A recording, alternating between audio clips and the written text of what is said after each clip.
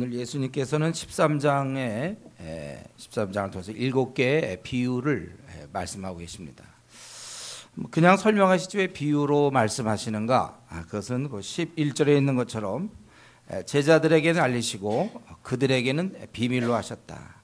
그래서 제자들은 이 비유를 깨달아서 더욱더 영적으로 넉넉하게 되고, 그들은 그 있는 것도 빼앗기도록 그렇게 하신 것이다. 그러니까 기회를 주셨는데 사용하지 않으면, 한 달란트를 줬지만 쓰지 않을 때 결국 뺏어서 열 달란트 가진 자에게 주는 것처럼 우리 주님의 일도 그렇습니다. 기회를 계속 주는데 본인이 나태하고 안 하면 이제 그 기회는 오히려 다른 사람이 갖게 돼 있어요. 그래서 그 사람이 더 열심히 하게 돼 있습니다. 그래서 점점 이제 양극화 현상이 나는 거예요. 그래서 주님의 일 열심히 하는 사람 더 열심히 하고, 이제 그렇지 않은 사람들 그냥 항상 방관자, 그냥 손님의 입장을 취하게 되는 것이죠. 왜 그들은 있는 것도 빼앗겨야 됩니까? 15절에 있는 것처럼 마음이 완악하기 때문에 그래요. 마음에 도대체 주님을 위해서 준비하지 아니하고 마음이 완악하고 세상적이고, 이것에 대해서 이사야가 얘기한 것이죠. 그들이 결국은 깨닫지 못하고, 이것은 완악함에 대한 벌입니다. 그래서 그들이 물론 하나님을 거역하지만 또 하나님께서도 동시에 그들을 받아주지 않아요. 내어버려 두신다고 그랬어요. 그에 비하면 16절 17절 제자들은 봄으로 들음으로 복되다고 그랬죠. 많은 선지자와 의인들도 이런 기회를 갖지 못했는데 너희는 보고 듣는다, 그렇게 얘기했어요. 지금 그만큼 우리 신약시대의 저와 여러분들은 풍성한 이 복을 누리고 있습니다. 우리 아모스에 보면 아모스 8장 11절 12절, 우리 제가 갖고 있는 성경 1281쪽 구약에 보면 한번 읽어보겠습니다. 아모스 8장 11절 12절. 주 여호와의 말씀이니라. 보라, 날이 이를지니라. 내가 기근을 땅에 보내니 양식이 없어 주림이 아니요 물이 없어 가람이 아니요 여호와의 말씀을 듣지 못한 기갈이라. 사람이 이 바다에서 저 바다까지 북쪽에서 동쪽까지 비틀거리며 여호와의 말씀을 구하려고 돌아다녀도 얻지 못하리니, 이렇게 얘기했어요. 하나님께서 이제 벌을 주실 때 이 말씀을 끊어. 우리는 지금 말씀에 아주 풍성한 시대에 살고 있죠. 우리는 내가 원하면 얼마든지 성경을 볼 수 있습니다. 우리 얼마든지 기도 생활할 수 있고 얼마든지 말씀을 가까이 할 수 있어요. 또 우리 교회 같은 경우는 얼마든지 동영상을 여러분들이 원하면 들을 수 있습니다. 우리는 얼마든지 지금 자기가 하려면 하고 그렇지 않으면 안 하는 그런 시대예요. 그러나 앞으로 그 시간이 지나서 혹시 우리에게 하나님께서 빼앗을 때는, 그때는 우리가 이런 말씀을 보려고 해도 볼 수 없는 날이 이른다는 것입니다. 우리는 그래서 지금 풍성한 시대를 살아가고 있고, 여러분들이 이 말씀을 잘 듣고 순종만 한다면 우리는 말할 수 없는 그런 축복을 누릴 수 있는 것입니다. 자, 우리가 이제 이렇게 기회가 있을 때 여러분 더 열심히, 지금 기회 있을 때, 아주 눈도 밝고 또 이런 여러 가지 기회 있을 때 내가 노력하면 풍성한 축복을 받을 수 있고, 구약 때는 좀 다분히 수동적이었지만 지금은 신앙생활 내가 어떻게 하면 잘할 수 있겠는가, 뭐 특별한 위로부터 뭐가 내려오는 것이 아니고 본인이 열심히 하면 되는 거예요. 주님의 일도 그냥 본인이 하면 하는 거고 안 하면 안 하는 겁니다. 그러니까 우리가 이런 영적인 원리를 좀 잘 알았으면 좋겠어요. 우리 때때로 뭐 하나님 좀 내가 신앙생활 잘하게 해주십시오. 하나님은 뭐라 그럽니까? 네가 하면 되잖니. 우리가 하면 되는 거야. 신앙생활은 특별히 뭐가 막 위에서 뭐가 떨어져서 이미 다 왔어요. 성령 충만하자. 뭐 이상한 은사를 받아보려고 그러고, 어떤 신비한 뭐 성령 체험을 해보려고, 이미 성령 다 와 계시는데 무슨 신비한 성령 체험이 어디 있습니까? 자기가 그냥 오히려 기도 생활하면, 꾸준히 자라가면 우리가 누릴 수 있는 거예요. 신앙은 원래 그렇게 위에서 뚝 떨어지는 게 아니라 자기가 하는 것입니다. 그래서 여기 보면 완악한 자들은 자기들이 안 하는 거고, 우리는 이제 이러한 좋은 풍성한 시대에 살고 있다. 그러면서 우리 비유를 이렇게 말씀하시면서 이 씨 뿌린 자에 대해서 얘기하죠. 그 3절부터 보면 이제 많은 무리들이 있었고 그들에게 비유로 말씀하시는데 네 가지죠. 길가에 떨어진 씨와 흙이 얇은 돌밭. 가시떨기 그리고 좋은 땅, 이 네 가지 얘기하고 있습니다. 그래서 그것에 대한 설명이 18절부터 우리 이제 마지막 23절까지 걸쳐서 그 설명이 나옵니다. 그래서 첫 번째, 길가에 떨어진 씨들은 새들이 먹는다. 이게 무슨 말입니까? 주님의 설명은 하나님의 말씀을 듣고 깨닫지 못할 때 악한 자가 와서 그 마음에 뿌리운 것을 빼앗는다. 길가의 땅이라는 건 뭐예요? 단단하죠. 그것은 사람들이 많이 밟고 다녀서 단단하단 말이에요. 우리 마음 중에는요, 이렇게 단단한 마음을 갖고 있는 사람이 있어요. 그래서 아무리 말씀이 들어가도 아주 단단하니까 이 씨가 거기에 들어갈 수가 없는 거예요. 제가 어떤 사람입니까? 하나님을 말씀을 받되, 하나님 말씀을 듣되 별로 이렇게 받아들이고 싶지 않은 사람이 있어요. 그 사람을 얘기합니다. 그 말씀에 따라 내 삶을 조정해야 되는데 말씀에 대해서 그냥 좀 적용하기가 싫은 거예요. 나한테 그 말씀대로 뭐 원수를 사랑하라. 그래도 여전히 나 미워하는 사람이 있고, 또 열심 품고 주를 섬겨라.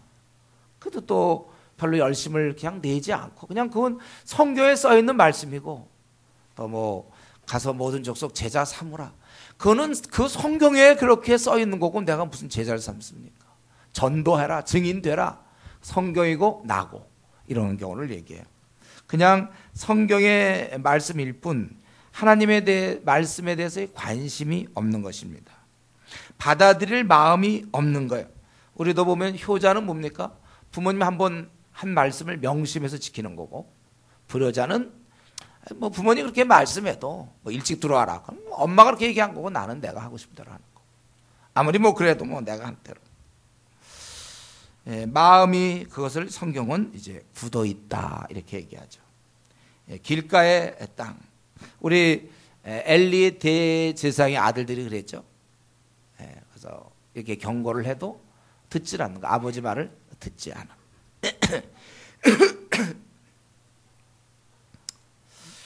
이 말씀에 대해서 아무런 관심이 없는 사람들. 원래 우리 한국교회에 이런 증상이 많이 있습니다. 말씀에 대해서 별로 읽질 않아 아예. 설교 시간도 뭐 좀 짧길 바래요. 싹박하게 그저 짧게 좋은 예 좀 해주고 그렇게 바라고. 길다면 좋다. 나는 나대로의 방법이 있다. 자는 거죠. 길면 잔다. 그래 시간 가니까. 우리가 이 말씀에 대해서 무슨 말씀이 오늘 있는가? 내가 그 말씀을 어떻게 삶에 적용해서 변화시킬까? 이거보다 그냥 예배 와줬고 그리고 이제 자는 거예요. 빨리 회개해야 됩니다. 어떤 경우 보면 우리 성도들 가운데 들을 수 있는데 이상하게 말씀에 이상하게 관심이 없는 사람이 있어요. 그 이상해요. 아무리 교회를 몇 년씩 다녀도 말씀에 관심이 없는 사람 좀 두렵지만요. 거듭남는가 하는 문제가 있어요. 여기 좀 회색지대가 있어요. 회색지대. 거듭났는지 안 났는지 불분명한 경우. 분명히 말하는 거 보면 분명히 그 거듭난 것 같은데, 근데 실제 관심사를 보면 하나님 말씀에 관심이 하나도 없어요. 진짜로. 어떤 활동하는 건 되게 좋아해. 말씀을 배우고 뭐 이러는 건 별로 관심. 활동하는 거 뭐 행사 이런 건 좋아하는데 진짜 조용한 시간에 말씀을 보며 은혜를 얻고 무릎을 치고 말씀이니까 내가 고쳐야 되겠고 PBS를 즐거워하고 의무적이고 이럴 때 우리는 참 유감스럽지만 거듭나지 않은 거 아닌가. 어쨌든 51대 49래도 그는 지금 말씀에 관심이 없다면 우리는 다시 한번 그가 과연 천국 백성인지에 대해서 확인해 봐야 됩니다. 천국의 백성은 하나님 말씀에 관심을 갖게 되어 있어요. 그래서 혹시 내가 오늘 이 시간에 지금 네 종류의 사람을 얘기하고 있는데, 첫 번째, 아예 말씀에 별로 관심이 없고 그나마 주일날 와서 한번 성경책 피면 그 정도지 뭐 집에서는 성경도 잘 안 보고 관심도 없고. 그렇다면 혹시 내가 하나님 나라의 백성인지를 먼저 분명하게 점검해야 됩니다.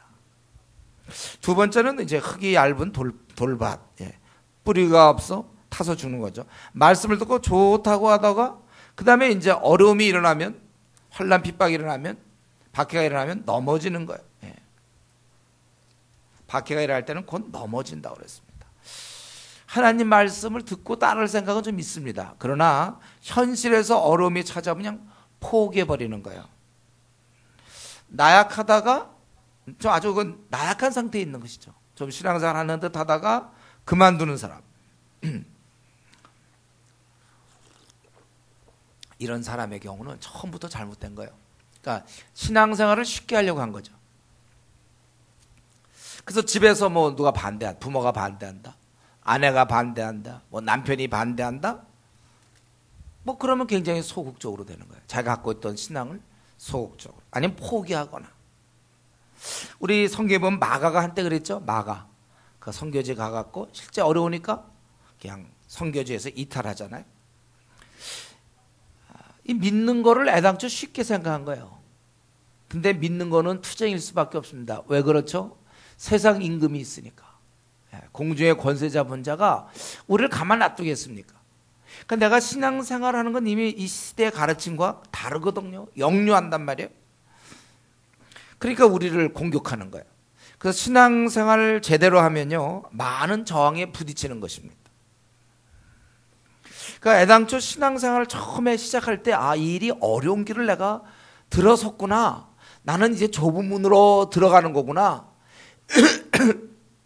고난과 박해의 어려움이 나에게 기본적으로 주어주겠구나. 여러 모양의 어려움이 있겠구나. 성경에는 이미 복음과 함께 고난을 받으라고 얘기하고 있어요. 물론 우리는 즐겁고 자유자이지만은, 그러나 복음을 위해 살 때는 고난이 필연적으로 따르는 것입니다. 바울 사도가 복음과 함께 고난 받으라고 얘기할 때 바울은 어떤 상태였습니까? 그는 감옥에서, 그는 이제 사형 선고를 받고 곧 죽음을 앞두고 있는 그가 이제 어린 디모데에게 또 사람들에게 복음과 함께 고난 받으라는 얘기는 너도 죽어라 그거예요. 그래서 여러분들이 하다못해 우리가 군대도 해병대를 들어갈 땐 야, 훈련 강하겠구나, 이런 각오를 해야 되는 것처럼, 여러분이 예수님을 믿는다는 것은 고난을 각오해야 돼요. 여러분 이제 죽었구나, 그런 생각이 돼요. 나 이제 죽는 거구나. 우리 알카에다 빈라덴 뭐 그거 있잖아요. 비록 죽었지만 거기 자기가 이제 가입할 때, 알카에다에 가입할 때는 이제 나 죽을 수도 있겠다, 어쩌다가는 자칫한다, 나 죽는구나, 그 정도 각오가 되어 있어야 되는 거예요. 주님을 따를 때 이제 난 죽었구나, 어쩌다 내가 이 길로 들어서게 됐는가, 그래야 되는 거예요. 그 이제 주님이든 편안하고 즐거운 길에 들어섰다. 물론 마음은 즐거워요. 그러나 죽는 길입니다, 여러분. 근데 요거를 착각하여 신앙생활을 하면서도 그냥 세상에서 재밌게 지내고 조그만 어려움이 있으면 그냥 포기해버리고 타협하려고 하는 거. 오늘 그것에 대해서 경계하는 말씀입니다. 좁은 길을 우리는 택한 것입니다. 그래서 이 시간에 다시 한번, 최근에 좀 신앙생활 쉽게 하려고 했습니까? 자기와 싸우려고 아예 하지도 않았습니까? 자기와 싸우려고 하지 않고, 자기가 기도생활, 말씀생활 아예 하지도 않고, 하나님 어떤 기이한 방법이 내려와서 날 갖다가 아주 어떻게 해줄기를 바라는 또 하나의 편리함이죠. 자기가 이거 어떻게 해요? 성경 뭐라 그랬습니까? 네가 전심전력하여 말씀을 네가 공부하고 말씀을 가르치고, 그렇게 얘기한 거예요. 신앙생활도 그냥 저절로 되는 거 없습니다. 가만히 앉아있을 때 갑자기 위에서 막 쾅 떨어져서. 물론 바울의 경우 그랬어요. 그는 열심히 했지만 뭘 몰랐기 때문에. 그럼 오늘날 이미 성령님이 우리한테 다 내주하고 있기 때문에 중요한 건 여러분이 지속적으로, 규칙적으로, 우리가 우리 몸을 위해서는 운동을 하고 밥을 먹고 잠을 자야 되는 것처럼 신앙생활도 똑같아요. 무슨 왕도가 없어요. 가만히 있는데 위에서 뚝 떨어져서 내가 신앙생활 잘하는 법이 없고, 여러분들이 꾸준히 매일 콰이트타임하고 성경 보고 기도생활하면 여러분이 힘 있는 아주 군사들이 되는 거예요. 아주 삶이 굉장히 힘있게 되고, 거기에 따라서 비전이 있고 눈이 열리는 거예요. 남은 생 어떻게 살아야 될지 이게 보이는 거지.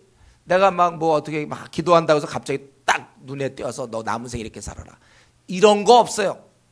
여러분들이 말씀 보고, 주의 말씀은 내 발의 등이요 내 길의 빛이니라, 말씀 보고 기도생활 꾸준히 하다 보면 차츰차츰 어느 정도 단계가 돌입되면 그때는 이렇게 앞날도 자세히 보이는 거예요. 그럼 내 안에서 힘이 막 생기는 거예요. 성령 충만한 것입니다. 이렇게 되는 거예요, 여러분.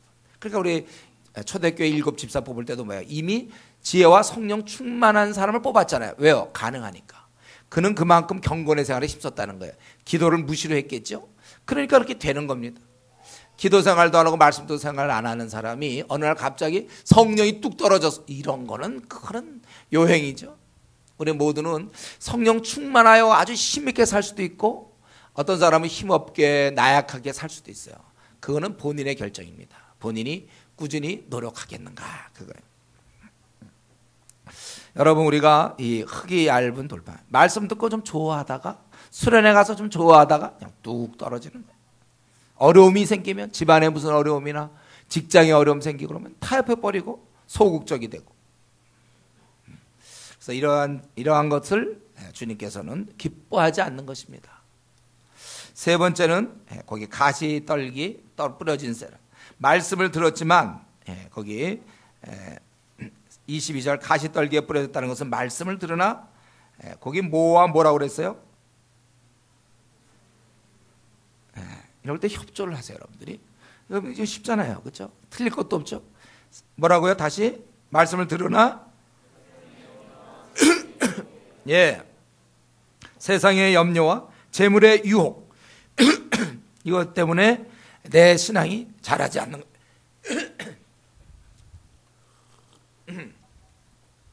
사람의 마음은 용량이 그렇게 크지 않아요. 우리 마음의 용량이 있어요. 그래서 한 가지를 꽉 채우면 더 이상은 딴 걸 못 채우는 거예요. 우리 뷔페 가서 밥 많이 먹으면 딴 거 더 못 먹어요. 못 먹는 거예요. 어떤 것에 마음을 빼앗기면 거기에 집착하면 말씀이 들어올 수가 없습니다. 그래서 우리 고시생들 말이죠. 연애하지 않잖아요. 제가 고시 공부할 때는 연애하면 안 돼요. 사법고시 그 힘든 공부할 때는 제가 그거 했다가는 안 되게 돼 있어요. 한 가지에 마음을 쏟아야 된단 말이에요. 신앙생활도 내가 신앙생활하면서 어느 것에 집착하게 되면 대신 다른 것은 소홀히 할 수밖에 없다는 거예요. 그래서 우리가 신앙생활에 아주 마음을 쏟아야 되는데 이것을 다른 데 마음을 쏟게 되면 오늘 본문에는 대표적인 게 두 가지 세상 염려와 재물의 유혹 이것을 조심해야 된다는 거예요. 이게 내 마음에 들어오면 세상에 염려되는 게 들어오면 신앙이 자랄 수가 없어요. 내가 누구를 짝사랑한다. 어떤 형제를 짝사랑한다. 객관적으로 훌륭한지 않은지 모르겠는데 내가 짝사랑하면 아무리 근처에서 더 멋있는 형제가 나타나도 마음이 안 생겨요. 더 멋있다 해서 마음이 움직여지는 게 아니에요. 내가 누구를 짝사랑하면. 어떤 자매를 짝사랑하면 다른 자매가 내 눈에 잘 안 들어오는 거예요. 내가 마음을 여기 세상의 염려에 빼앗기거나 재물의 유혹에 빼앗기면은 하나님 말씀에 관심이 없는 것입니다. 그래서 제가 보기에는요, 우리 한국 교인들은 이 환난과 박해보다는 물론 그런 경우도 있지만 우리나라가 지금 현재 굉장히 편안하고 좀 어느 정도 살고 부유하기 때문에 그런 박해보다는 이 무슬림 지역 같은 이런 거겠죠. 오히려 지금 세 번째 경우가 많은 것 같아요. 이 두 가지 세상 염려와 재물 유혹 때문에 교회를 3년 다녔어도 5년 다녔어도 잘할 수가 없는 사람이 있어요. 왜 그 사람은 신앙이 이렇게 안 자라는가 보면 관심사가 딴 데 있으니까. 관심사가 딴 데 있으니까 됩니까? 여기서 무슨 영어 공부를 한다. 수업을 듣지만 가서 짝사랑하는 자매만 멍하게 생각하고 있으면 어떻게 그가 실력이 늘겠습니까? 왜 그 사람이 교회는 꼬박꼬박 나는데 왜 신앙이 안 자라는가? 그는 월요일부터 토요일 내내 다른 데 관심이 잔뜩 있거든. 잔뜩 있다가 주일날 와서 하니까 말씀이 들어갈 수가 있나요? 잘하질 않는 거예요. 특별히 우리나라 상황에서는 지금 환난과 박해 이런 것보다는 염려 유혹이 많은 것 같습니다. 그래서 환난과 박해 어려움이 외부에서 오는 거라면 염려와 유혹은 더 강력한데 그건 우리의 내부에서 주로 나오잖아요. 염려와 유혹. 여러분 여기에 우리의 마음을 빼앗기면 안 되는 것입니다. 그래서 이 시간에 특별히 좀 졸립더라도 정신을 우리가 똑바로 차리고 지금 내가 이 세상의 염려, 재물의 유혹이 아주 주님이 지적하는 대표적인 내 신앙을 가로막고 있는 것을 오늘 이 시간에 제거해야 되겠어요. 여러분. 이 시간 꼭 마음에 작정하기를 나도 이거를 제거해야 되겠다. 첫 번째 염려를 제거하자. 여러분이 염려를 하지 않을 수 있는 능력을 키워야 됩니다. 아니면 우리는 늘 염려에 끌려다니게 돼 있어요. 죽을 때까지. 왜냐하면 삶 자체가 항상 섞여 있기 때문에 어떤 시각으로 보든지 간에 염려하려고 하면 계속 염려할 수 있어요. 삶 자체가. 왜냐하면 그것은 이 앞날을 우리가 예측할 수 없기 때문에 그렇습니다. 그래서 삶 자체를 우리가 이렇게 염려를 극복하는 능력을 소유하지 못하면 우리는 평생에 그 염려쟁이로 살 수밖에 없어요. 염려쟁이 이런 말이 있는지 모르지만은 어쩌면 우리는 이 염려를 극복하는 방법을 배우지 못한 사람은 생을 마치는 날까지 염려쟁이로 살 수밖에 없다는 것입니다. 생각해보세요. 먹고 사는 문제, 뭐 집장만 하는 문제, 아이들 교육, 뭐 노후 대책, 더 결혼 문제, 군대 문제, 취직 문제, 우리 앞에 펼쳐지는 모든 문제에 대해서 우리가 마음만 먹으면 얼마든지 염려할 수 있습니다. 그 어떤 상황인지 한번 갖고 보세요. 염려하는 방법을 알려드릴게요. 그걸 이렇게 생각하면 염려가 되거든요. 이것도 이렇게 되면 우리가 마음만 먹으면 다 염려했어요. 왜냐하면 미래가 아직 펼쳐지지 않았기 때문에, 알 수 없는 미래이기 때문에 내가 나가야 되는 삶 속에는 계속해서 우리는 염려한다. 만약 이번 시험에 떨어지면 어떡할까? 거의 중요한 시험인데 만약 이거 떨어지면 어떡할까? 내가 교통사고 당하면 뭐 불치의 병에 걸리면, 어떤 사람은 나이 좀 들어가지고 있잖아요. 건강검진 안 하는 사람이 있어. 혹시 암이라고 나올까 봐. 그런 사람도 있어요. 건강검진 같은 거. 불치병에 걸리면 어떨까? 도둑 맞으면 어떡할까? 불 나면 어떡할까? 저 같은 경우 어릴 때 불구경 많이 했거든. 우리 형들이 보여줘가지고. 그래서 저는 참 불자동차 소리 나고 그게 우리 집 방향으로 가면 혹시 이런 생각을 했댔어요. 지금은 이제 그런 생각 안 하는데 옛날에 그 불. 여러분 정말 이거 생각하면 다 걱정거리예요. 또 자녀를 키울 때 애가 위궤당하면 어떨까? 위궤당하면 혹시 그러다 애가 아프잖아요. 그러다 이거 그러면 어떻게 잘못될까 하는 생각도 있단 말이에요. 애가 열에 자꾸 나면 이러다 혹시 뭐 뇌에 어떻게 영향돼서 애가 또 애기 낳기 전에도 혹시 애가 또 뭐 장애아로 될지 않을까, 뭐 이 별의별 염려하기 시작하면요 끝도 없습니다. 또 북한 또 뭐 자꾸 수시로 신문에 보면 지하 갱도로 뭐 핵이 나오고 막, 이것도 북한 쳐들어오면 어떡할까? 핵전쟁 나면 어떡하지? 또 회사를 다니면 회사에서 이번에 뭐 감원한다는데 내가 혹시 걸리는 거 아닌가? 뭐. 마음만 먹으면 걱정 많이 할 수 있어요. 승진 안 되면 어떨까? 결혼하는데 막 저 형제는 사귀긴 사귀지만 정말 좋은 형제인가? 혹시 안 좋은 형제면 어떡할까? 또 저 자매가 또 어떨까? 막 이런 거. 결혼 잘못하면 어떨까? 아니 올해 결혼 못하면 어떡하지? 내년에 과연 할 수 있을까? 이번에 과연 시험은 패스할 수 있는지? 또 애기를 그럼 결혼하는 것도 또 결혼하고 나면 애기는 또 잘 나나? 애기 잘못 낳으면 어떡하지? 암에 걸리면 어떡할까? 하여튼 우리는요 굉장히 많아서 보험 그거 하면 괜찮아요. 보험.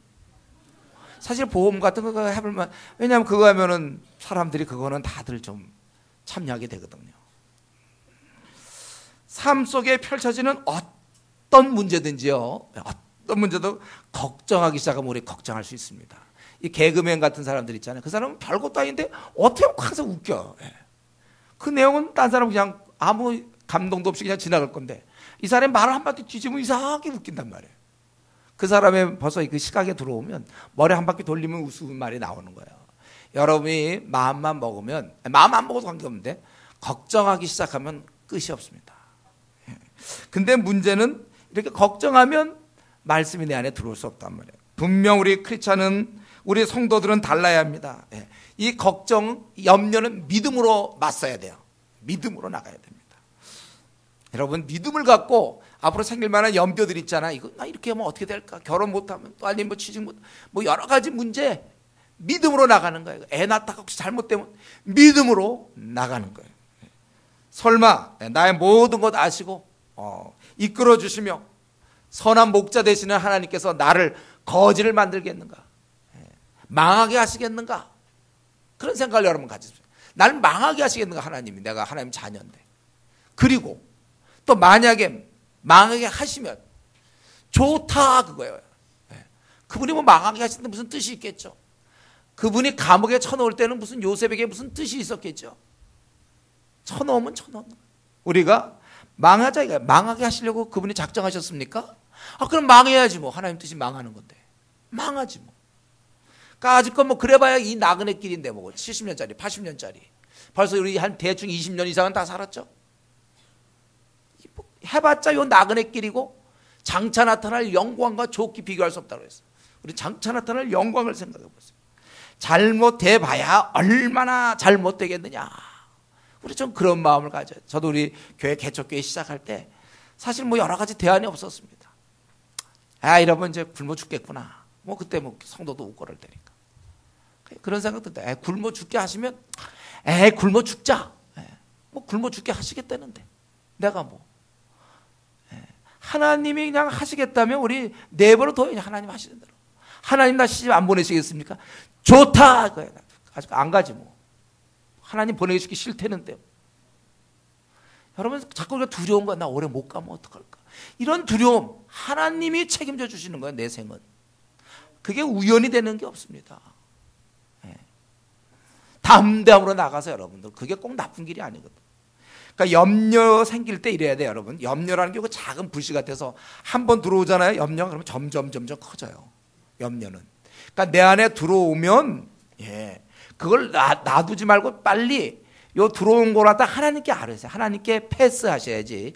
여러분이 무슨 능력이 있다고 그 염려를 붙잡고 있습니까? 그러면 만약에 붙잡고 있으면 어떻게 되죠? 우울증이죠. 우울증은 아무나 걸리는 게 아니에요. 이런 것들을 쥐가 쥐고서 해결하려고 잠 못 자고 생각하고 속상하고 막 이러다 보면 우울증 걸리는 거예요. 비결을 알려드렸어요. 제가 우울증 걸리는 비결. 염려와 근심이 생길 때 기도로 하나님께 패스하지 않고 자기가 그냥 장악하여 주도적으로 자기가 해결하려고 한다. 그 결과는 우울증 걸리는 거예요. 현대인에서 우울증이 많잖아요. 이 땅에 소전히 염려 근심 덩어리 아닙니까? 이렇게 하면 이런 거 염려되고 저렇게 되면 저거. 또 아기 가진 엄마들은 또 아기가 혹시라도 이렇게 잘못되면 항상 그런 걱정 하나님께 맡겨야 돼요. 맡기지 않으면 여러분 평안을 누릴 수가 없고 우울증 걸린다니까. 우리가 세상과 다른 것이 있다면 우리는 염려를 이길 수 있는 기도가 있다는 거예요. 그래서 애당초 우리는 이런 염려될 문제를 내가 풀 수 있는 문제가 아니다. 그걸 알아야 돼요. 이 문제는 내가 풀 수 있는 문제가 아니에요. 지금 초등학교 1학년 늘 얘기하죠. 초등학교 1학년이 미적분 하면 그건 초등학교 1학년이 미적분 풀려고 그러면 안 돼. 그거는요. 안 되는 거예요. 그거는 이제 고3 형한테 맡기거나 누나한테 맡기면 자기가 하는 게 아니에요. 지금 나에게 이런저런 답답한 문제 있습니까? 잘 안 풀리는 문제 있죠? 갑갑한 문제. 왜 그 문제 갖고 잠을 못 잡니까? 내 문제처럼. 선한 목자의 문제. 이걸 맡기는 기술이 아마 예수님 믿고도 한 몇 년 걸릴지 몰라요. 그러나 꾸준히 노력하세요. 그래서 그걸 맡길 정도 되면 그때부터 우리 이제 잘 자는 거예요. 살찌는 거예요. 그때는. 얼굴이 평안히 기특이 돼요. 남들이 볼 때 왜 그러냐? 데살로니가전서 1장의 초대교회의 특징이 뭐라고 했어요? 많은 환란이 있지만 성령의 기쁨으로 딱 반응하는 거예요. 이제 환란과 이 어려움, 염려가 딱 찾아올 때 기쁨의 카드를 쫙 내보내는 거예요. 그래서 우리는 항상 기쁜 거예요. 마음대로 하시니까 여러분들이 앞으로 나는 염려쟁이로 남은 생 살겠다. 그런 사람은 절대 기도하면 안 됩니다, 여러분. 40일 기도 이런 거 절대 나오면 안 돼요. 그 염려를 해야 우울증 걸리니까. 그러나 여러분이 만약에 그러나 이런 염려쟁이를 벗어나서 아무리 염려가 와도 기쁨으로 탁 나겠대. 카드가 있어야 되잖아요. 기도의 카드. 저도 마찬가지. 저도 사실 지금 염려거리 한번 얘기해 볼까요? 한없이 많죠. 얼마나 많은데 내가 여기 숨겨놓은 것들. 주님께 기도하니까 이렇게 지내는 거지. 그참 제가 어디 지금 강단에 나오기는 하겠습니까? 이런 설교는 하겠습니까? 저도 지금 잔뜩 염려거리가 있는데 그러면 여러분 우리 염려거리가 있는데 우리 어떻게 할까요? 같이 염려할까요? 우리 같이 염려합시다. 이런 설교하기 딱 좋을 거예요. 염려거리가 아마 여러분보다 제가 더 많겠죠. 아마 더 인생을 좀 더 살았으니까. 많아요. 충분히 많습니다. 넉넉합니다. 염려거리는 넉넉해. 풍성해. 그러나 기도를 하거든. 기도가 있으니까 이게 다 사라지는 거죠. 그러니까 제가 이겨나가는 거지. 그참 나 우울증 걸리게. 제가 우울증 걸렸습니까, 여러분? 이 험한 세월 살아오면서 우울증 안 걸려. 그럴 소지가 있지만 안 걸리지. 여러분도 걸리면 안 돼요. 우리가 이건 제가 쓰는 방법이고 성경에 나와 있지만 내일 일은 내일 염려하는 거예요. 이거 진짜 좋은 방법이에요. 이거 한꺼번에 하려면 그냥 볼이 터져. 내일 일은 내일. 그래, 그 내일 일이고 오늘날 잘 집이 있고 방이 있으면 되는 거야. 이대로 이제 언제 뭐 집주인이 어떻게 되고 이건 내일 그분 나타나기 전에 괜히 집주인을 내가 미리 상정할 이유가 뭐 있어요? 내일 일은 내일 염려하라. 주님 이거 뭐 주님 명령이시기도 하셔. 좋아. 생각하면 뭐 복잡하거든요. 앞으로 뭐 이사 가고 방이 있을까 없을까 뭐 아니면 취직해 내 거기에서 뭐 감원인데 어떻게 돼. 그 감원자가 나타났을 때 그때 염려하라는 거예요. 미리 그 나타나면 어떡할까. 인사과에서 뭐 어떻게 해달라 혹시 호출하면 어떡. 그건 호출 당했을 때 걱정하라는 거예요. 내일이면 내일 염려하고 지금은 뭐예요? 우리 아버지께 아랠 뿐이에요. 예. 현재 우리가 그냥 이 상황에서 내가 할 수 있는 거 그냥 그래서 범사에 감사가 나오는 거죠. 예. 염려하다 보면요, 예. 염려에 내 마음을 다 빼앗기게 되고 그러니까 말씀을 듣고 반응할 수 없어요. 특별히 우리 형제들보다는 자매 쪽이 좀 그런 것 같아요. 물론 형제들도 자매 같은 형제 좀 있긴 있어요. 이상하게 안달형이 있어. 안달 뭐가 있으면 그냥 안달하고 뭐. 자매들 중에 그런 자매들이 좀 많아. 뭐, 그러면 큰일 난 것 같아. 들어보면 아무것도 아닌데, 막 몇 가지 얘기해보면. 꽤 큰일 같죠? 아무것도 아니에요. 본인의 안달의 능력, 안달 능력이 작동하여 꽤 큰 문제처럼 보이는 거지. 왜 이렇게 안달하는지 몰라. 당할 때 얘기해서 당할. 내일은 내일 염려하라. 하늘의 지혜에 이게. 그 방법대로 사세요, 여러분. 내일은 내일 염려하겠습니다. 그래서 우리 40일 기도할 때 그런 거 하는 거예요. 내일은 내일 염려할 수 있는 능력을 주십시오. 그리고 이런 염려 문제 하나님 맡으십시오. 내가 모르겠습니다. 하나님 이거 해결 안 해주면 좋습니다. 나는 죽습니다. 죽는 거예요. 나는 그러면 이 땅에서 그냥 가장 비참한 자가 되겠습니다. 결단을 하는 거예요. 하나님 나를 거지로 만들면 거지가 되겠습니다. 이런 마음이. 아직은 뭐 그래봐야 어차피 천국 다들하고 영원토록 우리 행복할 텐데. 우리 실제로 그러면 또 그렇게 되지도 않아요. 그러니까 이 염려 여러분들, 염려 문제는 뭘로 해결하자? 예? 예. 혹시 까먹고 지금 답이 언제 얘기했습니까? 그거 아니죠? 기도. 염려 문제는 기도지 잠을 자는 거 아니에요, 여러분들. 예. 세상 사람한테 술 먹겠지. 그럼 더해. 예. 술 먹어도 될 문제가 아니에요. 오히려 더 발휘되죠, 그게. 그러니까 술 깨고 나면 괜히 술값이나 들었죠. 시간이나 내보내고. 우리는 염려될 문제 많습니다. 그러나 기도가 있으니까 기도로 이기면 되는 거예요. 그리고 두 번째 요거 가시떨기에 관련된 건데 또 재물의 유혹이 있다고 있어요. 우리 마가복음 4장에 보면은 또 욕심으로도 표현돼요. 기타 욕심, 어떤 형태든지 이런 욕심들. 근데 우선 이제 재물. 아마도 이 돈이 가장 대표적인 욕심일 거고 또 사람마다 욕심이 다 달라요. 예. 근데 이 염려만큼이나 우리 마음을 빼앗는 것이 이 재물에 대한 욕심입니다. 이 돈 문제도 평생 우리와 함께 가는 겁니다. 여러분 평생 지갑과 함께 가는 거예요. 통장과 함께 가는 거예요. 카드와 함께 가는 겁니다, 여러분. 예? 평생 가는 거예요, 이거는 지갑은. 이 돈 문제. 어쩌면 우리의 매일의 삶이 돈과 연결되어 있는지 몰라요. 돈. 예. 이 돈에 대한 욕심. 내가 돈에 욕심이 있나 없나 하면 잘 생각해 보세요, 여러분. 돈에 대한 욕심이 있나 없나. 여러분 쉽게 해서 누가 돈을 막 나한테 준다. 그럴 때 어땠어? 아니 이렇게 얘기하면 안 되겠죠. 이상하니까. 예를 들면 남편이 갑자기 회사에 가면 잘 돼갖고 인센티브로 막 한 1억을 들고 왔다. 회사에서 준 거예요. 그럴 때 이 아내가 어떨까요? 굉장히 기분이 막 가라앉을까요? 다운될까요? 남편이 1억을 들고 왔다. 1억 좀 적은가? 한 3억 들고 왔다. 회사에서 정당으로 뇌물 모은 게 아니고 인센티브로 뭘 하나 개발했는데 3억 들고 왔다. 그러면 뭐 기분이 이렇게 나쁘겠습니까? 아내 입장에서. 네. 여러분들이 아직 경험들이 없어서 그런지 뭘 얘기하시려나 하는 것 같아요. 기분 좋단 말이에요, 우리는요. 누구나 다 돈 있으면 좋아요. 돈 많아서 뭐 나쁠 게 뭐 있습니까? 그렇잖아요? 돈 많으면 좋죠, 그렇죠? 네. 우리는 누구나 다 돈을 좋아한단 말이에요. 그렇기 때문에 이 자연스럽게 돈에 대한 욕심도 생길 수가 있단 말이에요. 네. 그래서 이 주님이 하신 말씀, 그런데 돈에 대해 관심을 갖다 보면 이 다른 데 관심을 못 가져요. 제가 그 군대에 있을 때 보면 우리 사무실에 있던 아저씨 3분 계셨는데 이분들이 주식을 하는데 이분들은 아주 꾼이에요, 꾼. 매일 와갖고 아침 출근하자마자 뭐 하냐면 여기 그 옆에 참 부지런한데 옆에다 있잖아요. 누가 식지도 않는데 그래프 그려놓고 오르락내락 이거 하고 있어요. 예, 그거 항상 그 셋이서 디스커션 하는 거예요. 지금 군대 일을 해야 되는데 거기서 뭐 주가가 어떻게 하고 뭐 빼고 뭐 어떻게 하냐 뭐 밤낮 그래. 10년째 그렇게 하고 있대요. 돈도 많이 날렸어요. 날린 만큼 더 열심히 또 하고 있는 거죠. 이게 자꾸 오르락내락에 관심이 있으니까 다른 사람의 영적으로 오르락내락에 별로 관심이 없는 거예요. 이것에 관심이 있어요. 자기가 그런 일에 관심이 있으니까 다른 사람의 영혼의 성장이나 남을 돌보는 거 관심이 없는 거죠. 여러분, 이 돈 문제에 대해서 제가 오늘 얘기하는 거 잘 들어야 돼요, 여러분. 여기서 자유로우려면 딱 한 가지 성경에서 제시하는 것. 이 돈의 문제에서 자유롭기를 원하느냐, 해방되기를 원하느냐, 돈의 문제에 대해서 그것은 딱 한 가지인데 성경에서는 자족이죠. 자족이에요. 더 가지려 하지 말라. 현재 주신 것에 감사하는 법을 배우면 되는 거예요. 그렇지 않으면 우리는 일생 돈의 노예가 됩니다. 부자들 보세요. 저 정도 벌었으니까 돈 그만 벌 것 같습니까?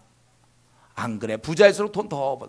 제가 이전에 그 기사 보고 놀란 기사 그거잖아요. 어떤 진짜 돈이 많은 사람이 있어. 돈을 진짜 많이 번 사람인데 돈이 아까워서 그 사람 꼭 점심에 짜장면 먹는데요. 근데 점심에 꼭 짜장면 먹어. 우리가 이제 맛있어서 먹기도 하지, 우리는 짜장면. 그게 아니라 이 사람은 돈을 아끼려고 탕수육 같은 거 먹으면 해물탕 같은 거 안 되거든. 꼭 짜장면. 돈이 너무 많아, 이분은. 그래서 꼭 짜장면 먹는 거예요. 아끼려고. 돈이 있으면 돈을 더 가지려고 그래요. 그러니까 돈을 더 벌려고 하다 보니까 결국은 상대적으로 시간은 제한되어 있고 우리의 용량은 제한되어 있는데 돈 더 벌 궁리를 하니까 반대로 어떻게 될까요? 내 기도 생활, 돈 버는 거 아니거든요. 기도 생활 오래 하면 돈 봅니까? 또 말씀 생활, 전도 생활, 사람을 얻는 거, 돈을 얻는 데 관심이 많아지면 사람을 얻는 데 관심이 없어지고 마음도 없어지고 그리고 시간도 전도 시간을 낼 수가 없어요. 마음에도 여유가 없단 말이죠. 그래서 돈에 집착하면 어린 자 돌보는데 또 자기 영혼을 키우는데 시간을 할애할 수가 없습니다. 그런 시간 다 모아서 돈 버는데 관심을 가져야 되니까.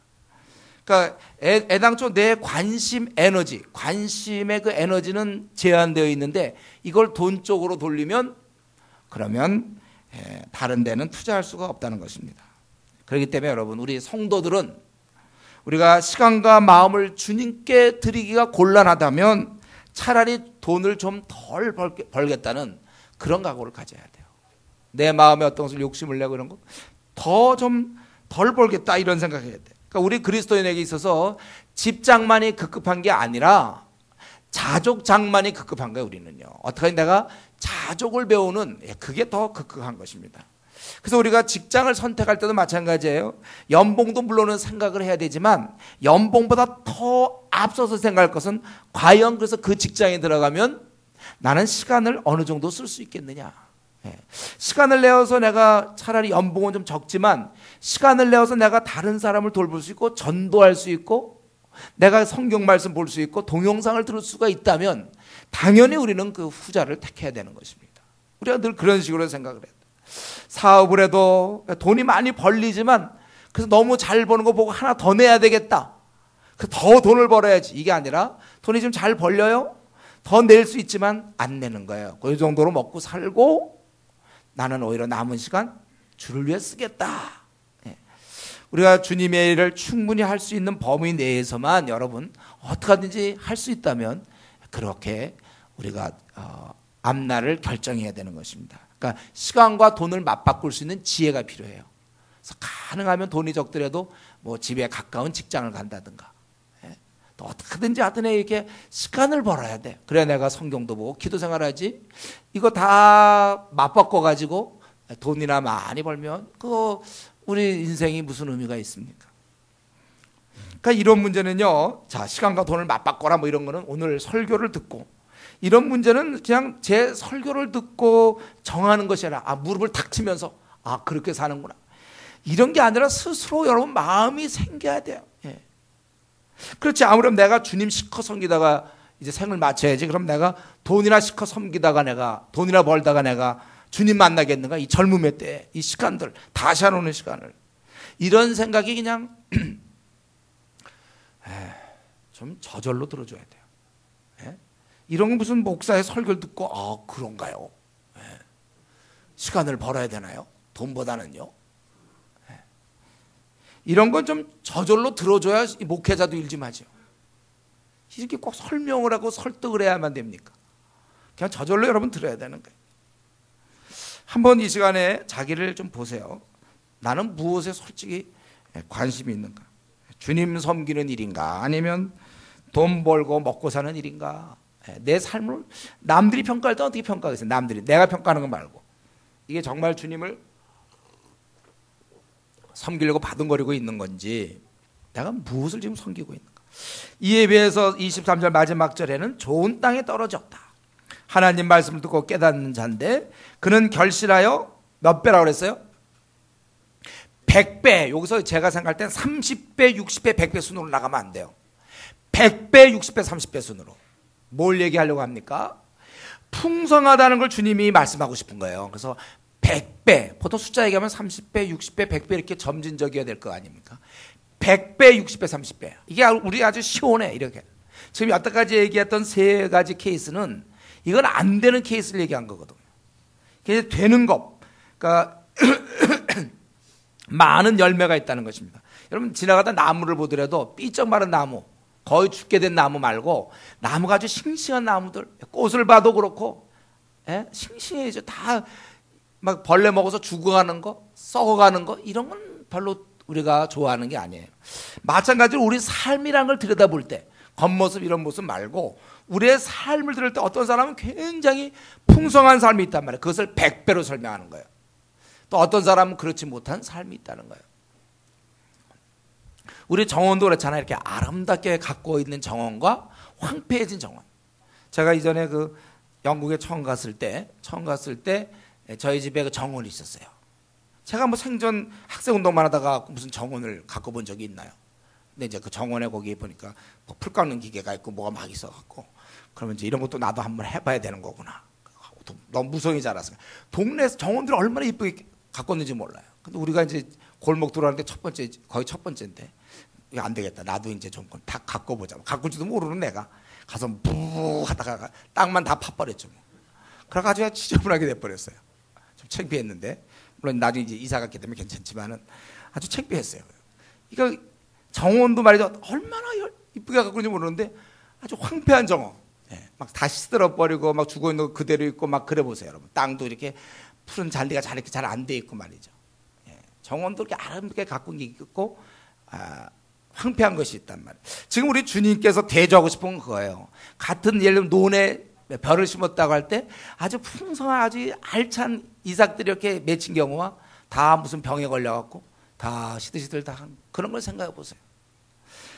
만약에 우리가 말씀을 잘 듣고 순종한다면 우리의 삶은 풍성한 삶의 100배의 삶을 얘기하고 있습니다.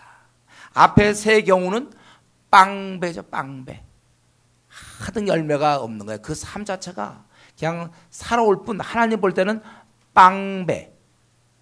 뭐 없어 그냥. 거칠기만 한 정원이에요. 다 벌레 먹은 무슨 나무들이에요. 잎사귀예요.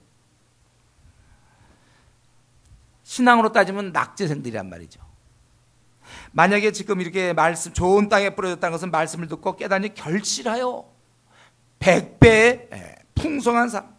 그렇게 됐을 때 그의 삶은 기쁨이 넘치는 것이고 보람이 가득한 것이고 성령의 열매, 사랑과 희락과 화평과 오래 참음과 자비왕성 충성 온유 절제 이런 게 아주 주렁주렁 맺혀 있는 것이고 가정과 직장과 뭐 학교에서 사람들과 잘 지내고 용서하고 사람들을 너그럽게 받아주고 그리고 본인의 삶의 목적은 뚜렷하고 주위 사람에게 신뢰를 주고 존경을 받고 그런 사람은 또 자기 문제뿐만 아니라 어린 자들을 잘 돌보고 공동체에 있다면 공동체 리딩 그룹이 돼서 공동체를 잘 이끌어가고 본인이 만족하고 아내가 만족하고 자식이 만족하고 행복하고 더 이상 허무함이 없고 남을 잘 섬기고 넉넉하고 관용을 베풀고 삶의 에너지가 막 충만하고 많은 자의 유익이 되고 화평하는 자가 되고 하나님께 영광을 돌리고 아주 생 자체가 아주 반짝반짝 빛나는 거예요. 아주 멋있는 아까 그 우울한 생과는 전혀 다른 아주 삶이 번쩍번쩍 빛나는 거예요. 천국에 가서 그는 주님 만날 때 칭찬받아요. 주님 만나는 거를 겁을 내지 않죠. 오히려 만나기를 원하는 것입니다. 신앙적으로 따지면 완전히 장학생이에요. 장학생. 최고 모범생 장학생이죠. 우리 아까 그 세 가지 경우 이런 돈에 욕심 많은 사람들 또는 염려 많은 사람들 또 타협하려고 하는 사람들, 아예 말씀에 관심 없는 사람은 신앙의 그들은 낙제생이라고 볼 수 있어요. 낙제생의 신앙을 갖고 있는 거예요. 우리는 지금 장학생의 신앙을 가져야 된다는 거예요, 여러분들. 여러분들이 신앙을 그렇게 가져야 돼. 원래 이렇게 살라고 하나님 우리를 불러주신 거야. 하나님이 애당초 우리를 그리스도인으로 부를 때는 요 삶을 염두에 두고 부르신 것이지, 그리스도인을 불러갖고 그냥 돈의 욕심에 빠져갖고 남은 생 지내게 하거나 아니면 염려쟁이가 돼가지고 우울하게 살다가 죽게 하는 거, 이게 하나님 부른 목적이겠습니까? 기왕에 하나님 우리를 불렀다면 이런 100배 풍성한 삶을 살라고 불렀지 빵배로 불렀겠습니까? 빵배하라고. 네? 빵배 것은 안 돼요. 100배. 우리를 단지 타는 불못에서 지옥에서 끄집어낸 것으로 만족하는 하나님이 아니라 우리의 삶을 통하여 영광 받기 원하는, 우리의 삶이 자식이 있잖아요. 자식이, 여러분 부모가 돼보세요. 공부 잘하기 원하지 밤낮 낙제나 그러면 그 부모 마음이 좋겠습니까? 하나님 볼 때 그렇다면 우리 생이 밝고 빛나고 어떤 어려움이 있어도 기쁨으로 감당하고 염려 따위가 다 물러가고 좌절하지 않냐고 우울증 같은 거 없고 기뻐하면서 만족하고 생에 아주 그 비전이 뚜렷하고 보람이 있고 말이야, 힘이 있고 삶이 반짝반짝 빛나고 영광스럽고 이 땅에서 존경받고, 이런 걸 하나님이 기대하시지 우울하고 세상 사람보다 어떤 때는 더 우울해, 어려움 있다고 타협하고 힘없게 사는 그러한 어떤 신앙의 낙제생을 기대한 게 아닙니다, 여러분. 우리에게 하나님께서 이렇게 됐다는 거예요.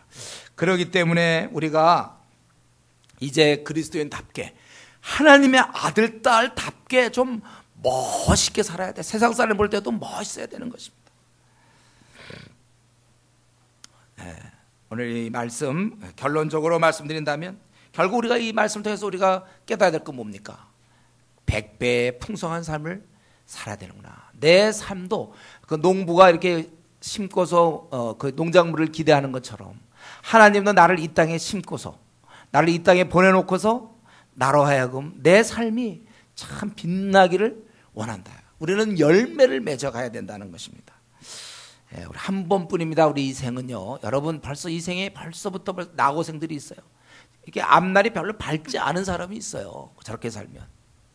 아니에요. 다시 시작하세요, 여러분.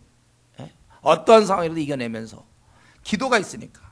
우리 한 번뿐 인생이고 두 번 다시 오는 이 시간들입니다. 여러분 이것을 정말 값지게 살아야 돼요.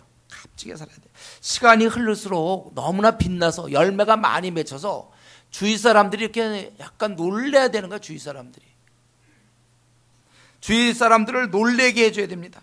주위 사람들이 아니 제가 어떻게 저런 생각을 하며 제 삶을 그때 볼 때 우리랑 비슷했는데 어떻게 삶이 저렇게 달라질 수 있는가? 주위 사람들이 의아하게 생각해야 돼요. 쟤는 뭐 5년 전에 봤을 때도 그러더니 그렇지 제가 지금 저렇게 살겠지. 주위 사람이 다 예측 가능해. 그게 아니라 벌써 5년 전에 만난 고등학교 때 만난 친구들은 지금 나를 보면 너무나 달라져 있는 나를 봐야 돼요. 그때도 게으르고 그러고 공부 안 하더니 지금도 똑같구나. 지금도 뭐 여전하네. 그게 아니라 바뀌었어요. 그때 봐서 제 우울증 걸릴만 한데 웬걸 지금 만나니까 밝고 빛나고 힘있고 세상을 움직일 만한 뭐 그런 좀 큰 생각을 갖고 있고, 이렇게 우리가 바뀌어야 되는 거예요. 예측 가능하면 안 돼. 부모도 마찬가지고. 부모가 키울 때 비리비리 하더니 근데 어느 날 보니까 완전히 우리가 바뀌어 있어야 돼. 여러분 그렇게 살라는 거야. 주님이 이거 지금 한가하고 할 일 없는데 우리 뭐 농담 따먹긴 하는 것처럼 뭐 할 거 없나 하다가 에라 땅 얘기나 좀 하자. 그래서 뭐 비유를 들어서 뭐 지금 그런 게 아니라 이 비유를 말씀할 때 심지어 말씀하실 때는 우리 고귀한 주님의 입술에서 이 말씀이 나올 때는 그러니 너희들도 100배를 열매를 맺어야지. 그렇게 비실비실 살아가면 안 된다. 그거예요. 우리 주님께서는. 방법은요. 말씀에 순종하고 사는 거예요. 방법이 있어요. 우리가 이게 100배 하는 것은 말씀대로 순종하며 살면 된다는 것입니다. 그래서 우리는 시간이 지날수록 주위의 내 친구, 가족들이 정말 너는 많이 달라지고 있구나.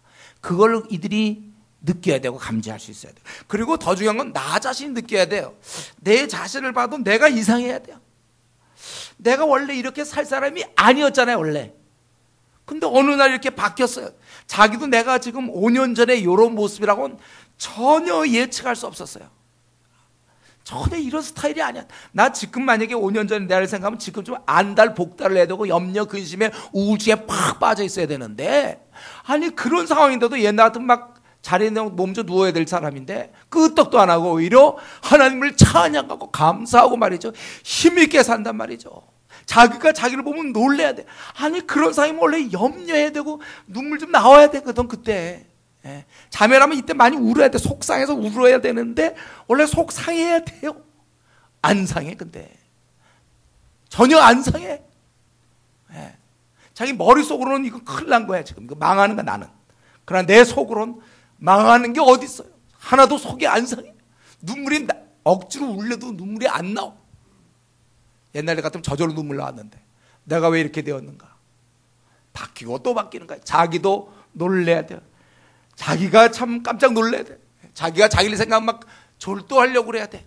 뭐 이럴 수가 있는가. 내가 어떻게 이렇게 되었는가. 바뀌고 또 바뀌는 거야. 또 그건 아니겠죠. 목사님이나 그러셔야 거 아니죠. 여러분 우리가 다 그래야 된다는 거야. 아이 100배라고 얘기했잖아요. 빵배로 나갈 거예요 여러분들.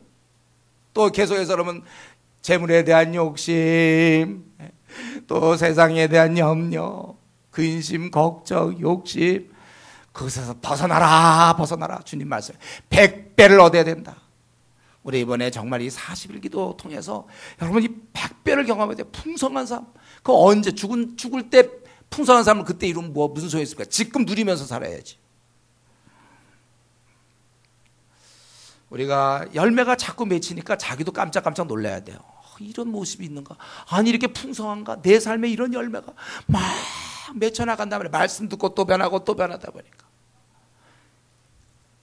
그래서 우리 이제부터 여러분 결심하세요. 이렇게 우리 열심히 사는 것도 중요하지만 남은 생은 나와 주위 사람을 놀래게 하면서 살자 이거예요. 자기도 놀라고 주위 사람도 놀랄 만큼 100배 풍성한 삶을 살 수 있도록 이미 성경은 주어졌어요. 말씀이 우리에게 주어졌기 때문에 내가 말씀의 사람이 된다면 우리는 이 100배 축복을 누리고 풍성한 삶을 살 수 있는 것입니다. 그렇게 우리가 주위 사람을 놀래게 하면서 나도 놀라면서 그렇게 살 수 있기를 바랍니다.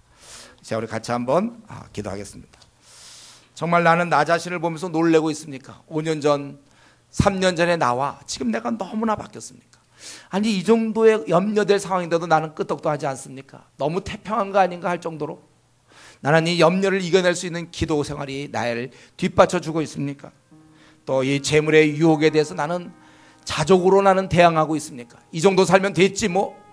내가 게으른 것이 아니고 내가 최선을 다하는 중에 비록 나에게 많은 것이 없다 할지라도 나는 자족할 수 있습니다. 그래서 범사에 감사합니다.